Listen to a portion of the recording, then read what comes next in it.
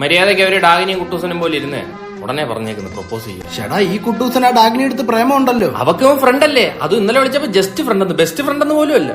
എന്റെ പൊന്നുമോനെ നീ ഇങ്ങനെ കരയാതെ. ഫ്രണ്ട്ഷിപ്പ് പോയില്ലേ? എടാ ഞാൻ നിങ്ങളെ എബി സോനെ കണക്കൊന്ന് ഒന്നിപ്പിക്കാൻ നോക്കി. അതൊക്കെ ആര്? നിറ സിനിമയില് ഞാൻ അറിഞ്ഞില്ലല്ലോ അവള് തനി നിറം കാണിക്കുമെന്ന്. എന്നാലും അവർക്കിടയിലുള്ള ഫ്രണ്ട്ഷിപ്പ് നീ കളഞ്ഞില്ലേ? നിനക്ക് പണ്ടേ ഉള്ളേ.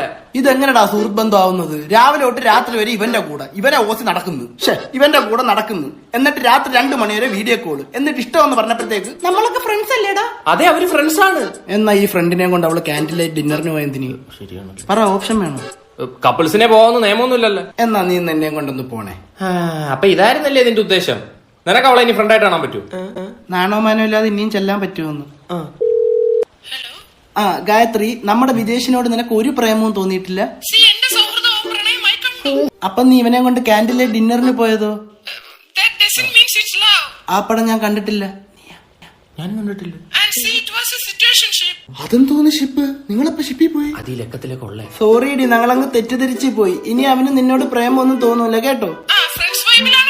ആ വൈബ് ഇനി മുതൽ വൈബേ. അപ്പൊ ഇപ്പോഴത്തെ പെൺപിള്ളേർക്ക് പ്രേമം വേണ്ട, വൈബ് മതി. ഇനി മുതൽ ഞാനും വൈബ്.